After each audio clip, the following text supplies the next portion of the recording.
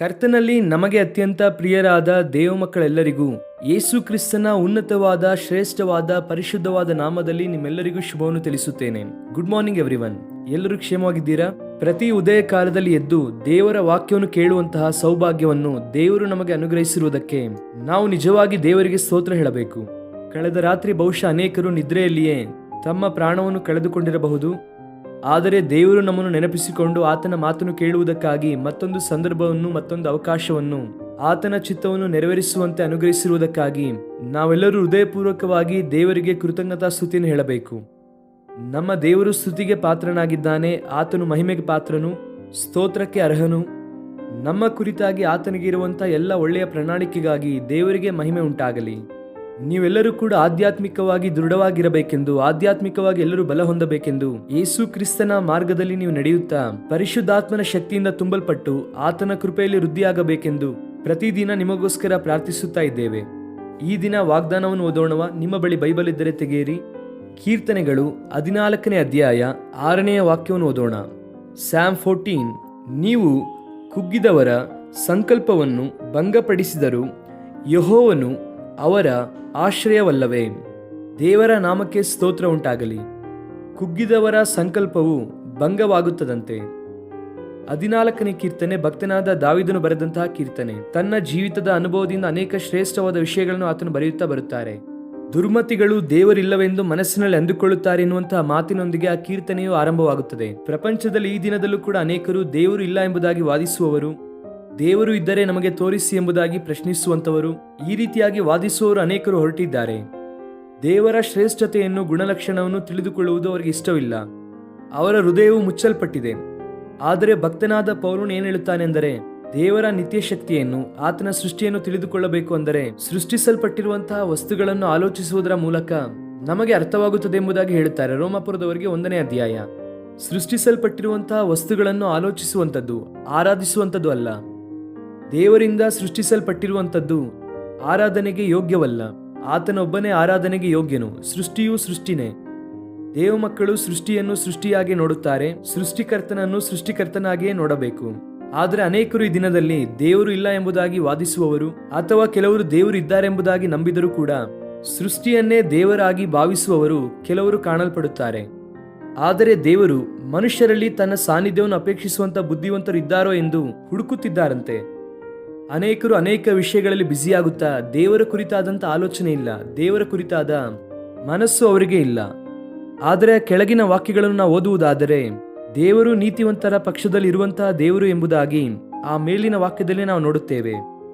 ಒಂದು ವೇಳೆ ನಿಮ್ಮ ಜೀವಿತದಲ್ಲಿ ನೀವು ಎದುರಿಸುತ್ತಾ ಇರುವಂತಹ ಶ್ರಮೆಯಿಂದಲೋ, ನೀವು ಎದುರಿಸುತ್ತಾ ಇರುವಂತಹ ಕಷ್ಟದ ನಿಮಿತ್ತವೋ, ಅಥವಾ ನಿಮ್ಮ ಮೇಲೆ ಬರುತ್ತಾ ಇರುವಂತಹ ನಿಂದೆಯ ನಿಮಿತ್ತವೋ, ಅವಮಾನಿಸಲ್ಪಟ್ಟಂತಹ ವಿಷಯದ ನಿಮಿತ್ತವೋ ದೇವರು ನಮ್ಮ ಪಕ್ಷದಲ್ಲಿ ಇದ್ದಾರಾ ಎನ್ನುವಂತಹ ಅನುಮಾನ ನಿಮ್ಮಲ್ಲಿ ಬರಬಹುದು.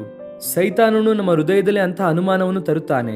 ಆದರೆ ನಾವು ನಂಬಬೇಕಾದದ್ದು ಏನೆಂದರೆ, ಕರ್ತನ ಮೇಲೆ ಸಂಪೂರ್ಣವಾಗಿ ನಂಬಿಕೆ ಇಡುವುದು ಅಂದರೆ, ಆತನು ನನ್ನ ಪಕ್ಷದಲ್ಲಿ ಇದ್ದಾರೆ, ದೇವರು ನನ್ನ ಪಕ್ಷದಲ್ಲಿ ನಿಂತಿದ್ದಾರೆ, ಆತನು ನನ್ನ ಪರವಾಗಿ ತನ್ನ ಕಾರ್ಯಗಳನ್ನು ಮಾಡುತ್ತಿದ್ದಾರೆ. ಒಂದು ವೇಳೆ ಈ ದಿನದಲ್ಲಿ ದೇವರು ನಿನ್ನ ಜೀವಿತದಲ್ಲಿ ಮಾಡುತ್ತಿರುವಂತಹ ಕಾರ್ಯಗಳನ್ನು ಅರ್ಥ ಮಾಡಿಕೊಳ್ಳದೇ ಇರುವಂತಹ ಪರಿಸ್ಥಿತಿಯಲ್ಲಿ ಇದ್ದರೂ ಕೂಡ ಒಂದು ದಿನ ನಿನಗೆ ಅರ್ಥವಾಗುತ್ತದೆ, ಇದಕ್ಕಾಗಿಯ ದೇವರು ನನ್ನನ್ನು ಬಲಪಡಿಸುತ್ತಾ ಇರುವಂಥದ್ದು, ಈ ಕಾರ್ಯಕ್ಕಾಗಿಯ ದೇವರು ನನ್ನನ್ನು ಸಿದ್ಧಪಡಿಸಿದ್ದು, ಈ ಕಾರ್ಯಗಳಿಗೋಸ್ಕರವಾಗಿ ಆ ದೇವರು ನನ್ನನ್ನು ತನ್ನ ಮಾರ್ಗದಲ್ಲಿ ನಡೆಸಿದ್ದು ಎಂಬುದಾಗಿ ಒಂದು ದಿನ ಖಚಿತವಾಗಿ ನಿನಗೆ ಅರ್ಥವಾಗುತ್ತದೆ. ಕುಗ್ಗಿದವರ ಸಂಕಲ್ಪವು ಭಂಗವಾದರೂ ಕೂಡ ದೇವರು ಅವರಿಗೆ ಆಶ್ರಯವಾಗಿ ಇದ್ದಾರೆ. ಸತ್ಯವೇದದಲ್ಲಿ ಎಷ್ಟೋ ಕಡೆ ದೇವರು ನಮಗೆ ಆಶ್ರಯವಾಗಿದ್ದಾರೆ ಎಂಬುದಾಗಿ ನಾವು ನೋಡುತ್ತಲೇ ಇದ್ದೇವೆ. ಈ ದಿನದಲ್ಲಿ ಕುಗ್ಗಿದವರನ್ನು ಯಾರು ಕೂಡ ಗಮನಿಸದೇ ಇರಬಹುದು.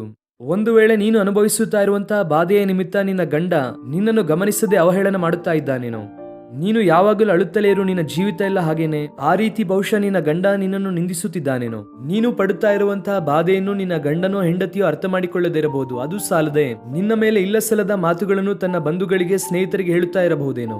ನಿನ್ನ ಮಕ್ಕಳು ನಿನ್ನ ಬಾಧೆಯನ್ನು ಅರ್ಥ ಮಾಡಿಕೊಳ್ಳದೆ ಹೋಗಬಹುದು, ಅಥವಾ ನಿನ್ನ ಸ್ನೇಹಿತರು, ಬಂಧುಗಳು ನೀವು ಪಡುತ್ತಾ ಇರುವಂತಹ ಬಾಧೆಯನ್ನು, ಕಷ್ಟವನ್ನು ಅರ್ಥ ಮಾಡಿಕೊಳ್ಳದೇ ಇರಬಹುದು. ಪ್ರಪಂಚದಲ್ಲಿ ಈ ದಿನ ಪ್ರಿಯರೇ, ಮನುಷ್ಯರು ಹೇಗೆ ಇದ್ದಾರೆ ಎಂದರೆ, ನೀನು ಬಾಧೆ ಪಡುವುದಾದರೆ ಆನಂದಿಸುವವರು ಅನೇಕರಿದ್ದಾರೆ, ನೀನು ಯಾವಾಗ ಕಷ್ಟವನ್ನು ಅನುಭವಿಸುತ್ತೀಯಾ ನೋಡಬೇಕು ಎಂಬುದಾಗಿ ಅಂದುಕೊಳ್ಳುವವರು ಅನೇಕರಿದ್ದಾರೆ. ಆದರೆ ಬಾಧೆ ಪಡುವವರ ವಿಷಯದಲ್ಲಿ ದೇವರ ಉದ್ದೇಶವು ಏನು ಅಂದರೆ, ಆತನು ಅವರಿಗೆ ಆಶ್ರಯವಾಗಿ ಇದ್ದಾನೆ. ದೇವರು ನಿನಗೆ ಆಶ್ರಯವಾಗಿದ್ದಾರೆ. ಆತನು ನಿನ್ನ ಪರವಾಗಿ ನಿಂತಿದ್ದಾರೆ. ಇದು ದೇವರು ನಿನಗೆ ಈ ದಿನ ಕೊಡುತ್ತಾ ಇರುವಂತಹ ವಾಗ್ದಾನ. ಯಾರು ನಿನ್ನೊಂದಿಗೆ ಇದ್ದರೂ ಇಲ್ಲದೇ ಇದ್ದರೂ ಆತನು ನಿನ್ನೊಂದಿಗೆ ಇದ್ದಾರೆಂಬುದಾಗಿ ನಂಬಿ ಆತನ ಸಮ್ಮುಖದಲ್ಲಿ ಆತನಿಗೆ ಸ್ತೋತ್ರ ಮಾಡುವುದಾದರೆ, ಆತನನ್ನು ಘನಪಡಿಸುವುದಾದರೆ ದೊಡ್ಡ ಕಾರ್ಯವನ್ನು ನೀನು ನೋಡುತ್ತೀಯ. ಕೀರ್ತನಗಾರನು ಹೇಳುತ್ತಾನೆ, ದೇವರು ನಮಗೆ ಆಶ್ರಯವಾಗಿಯೂ ದುರ್ಗವಾಗಿಯೂ ಇದ್ದಾರೆ. ಕಷ್ಟ ಕಾಲದಲ್ಲಿ ನಾವು ನಂಬತಕ್ಕಂತಹ ಸಹಾಯಕನಾಗಿದ್ದಾರೆ. ಭಕ್ತನಾದ ದಾವಿದನು ಮತ್ತೆ ತನ್ನ 18ನೇ ಕೀರ್ತನೆಯಲ್ಲಿ ಹೇಳುತ್ತಾರೆ, ನಾನು ಆಶ್ರಯವನ್ನು ಹೊಂದಬಹುದಾದಂತಹ ದುರ್ಗವು ಆತನೆಂಬುದಾಗಿ ಹೇಳುತ್ತಾರೆ. ಅಂದರೆ ಎಷ್ಟೋ ಸಾರಿ ದಾವಿದನು ತನ್ನ ಜೀವಿತದಲ್ಲಿ ಕಷ್ಟದ ಪರಿಸ್ಥಿತಿಯನ್ನು ಎದುರಿಸಿದಾಗ ಕರ್ತನ ರೆಕ್ಕೆಯ ಮರೆಯನ್ನೇ ಆಶ್ರಯಿಸಿ ಆತನು ಇದ್ದನು. ಆದ್ದರಿಂದಲೇ ವಿಶೇಷವಾದ ಆದರಣೆಯನ್ನು, ಧೈರ್ಯವನ್ನು, ಪ್ರೋತ್ಸಾಹವನ್ನು ದಾವಿದನು ಹೊಂದಿಕೊಳ್ಳುತ್ತಾನೆ. ಪ್ರಿಯ ಸಹೋದರಿ, ಈ ದಿನ ನಿಮಗೆ ಧೈರ್ಯ ಬೇಕಾ? ಪ್ರಿಯ ಸಹೋದರ, ಈ ದಿನ ನಿನಗೆ ಆದರಣೆ ಬೇಕಾಗಿದೆಯಾ? ದೇವರು ನಿನಗೆ ಆಶ್ರಯ ದುರ್ಗವಾಗಿದ್ದಾರೆ. ಆತನು ನಿನಗೆ ಆಶ್ರಯವಾಗಿದ್ದಾರೆ. ಆದ್ದರಿಂದ ಆತನನ್ನೇ ದೃಷ್ಟಿಸುತ್ತಾ, ಆತನನ್ನು ಆರಾಧಿಸುತ್ತಾ ಕರ್ತನನ್ನು ಮಹಿಮೆ ಪಡಿಸುವುದಾದರೆ ಬಲವಾದ ಕಾರ್ಯವನ್ನು ಕಾಣುತ್ತೀರಾ? ಈ ವಾಗ್ದಾನವನ್ನು ಈ ದಿನವೆಲ್ಲ ಕ್ಲೇಮ್ ಮಾಡಿರಿ, ದೇವರಿಗೆ ಸ್ತೋತ್ರ ಮಾಡಿರಿ, ಕರ್ತನಲ್ಲಿ ಆನಂದಿಸಿರಿ. ಎಷ್ಟೇ ಪ್ರತಿಕೂಲ ಪರಿಸ್ಥಿತಿ ಇದ್ದರೂ ಕೂಡ ದೇವರನ್ನೇ ದೃಷ್ಟಿಸಿರಿ. ಅಸಾಧಾರಣವಾದ ಕಾರ್ಯವನ್ನು ನಿಮ್ಮ ಜೀವಿತದಲ್ಲಿ ಮಾಡುವುದಕ್ಕೆ ದೇವರು ಸಾಮರ್ಥ್ಯವುಳ್ಳವನಾಗಿದ್ದಾನೆ. ಆಮೇನ್. ಕಣ್ಣು ಮುಚ್ಚಿರಿ, ಪ್ರಾರ್ಥನೆ ಮಾಡೋಣ. ಪ್ರೀತಿಯುಳ್ಳ ತಂದೆ, ಈ ದಿನದಲ್ಲಿ ನೀವು ನಮ್ಮೊಂದಿಗೆ ಮಾತನಾಡಿದಂತಹ ಪ್ರತಿಯೊಂದು ಮಾತಿಗೋಸ್ಕರವಾಗಿ ಸ್ತೋತ್ರ. ಕುಗ್ಗಿದವರ ಸಂಕಲ್ಪ ಭಂಗವಾದಾಗ ನೀವು ಅವರಿಗೆ ಆಶ್ರಯವಾಗಿದ್ದೀರಿ, ಅದಕ್ಕಾಗಿ ಸ್ತೋತ್ರ. ನಿಮ್ಮ ವಾಕ್ಯವು ಸತ್ಯವಾದದ್ದು, ನಿತ್ಯವಾದದ್ದು, ಅದಕ್ಕಾಗಿ ನಿಮಗೆ ಸ್ತೋತ್ರ. ಈ ವಾಗ್ದಾನ ಸಂದೇಶ ಕೇಳುತ್ತಾ ಇರುವಂತಹ ನಮ್ಮ ಪ್ರಿಯರ ಜೀವಿತದಲ್ಲಿ ದೊಡ್ಡ ಕಾರ್ಯವನ್ನು ಮಾಡಿರಿ. ಪ್ರತಿಯೊಬ್ಬರ ಪಕ್ಷದಲ್ಲಿ ನೀವು ಇರುವುದಕ್ಕಾಗಿ ನಿಮಗೆ ಸ್ತೋತ್ರ. ನೀವು ಯಾವ ಪ್ರಣಾಳಿಕೆಯನ್ನು ಅವರ ಜೀವಿತದಲ್ಲಿ ಹೊಂದಿದ್ದೀರೋ ಅದನ್ನು ನೆರವೇರಿಸಿರಿ. ಅನಾರೋಗ್ಯದಲ್ಲಿರುವವರಿಗೆ ಸ್ವಸ್ಥತೆ ನೀಡಿರಿ, ಕಷ್ಟದಲ್ಲಿರುವವರನ್ನು ಮೇಲೆತ್ತಿರಿ. ಸ್ತುತಿ ಘನ ನಿಮಗೆ ಸಲ್ಲಿಸುತ್ತಾ ಯೇಸು ಕ್ರಿಸ್ತನ ನಾಮದಲ್ಲಿ ಬೇಡಿ ಹೊಂದಿಕೊಳ್ಳುತ್ತೇವೆ ನಮ್ಮ ತಂದೆ. ಆಮೇನ್, ಆಮೇನ್. God bless you, dear friends. Have a wonderful day.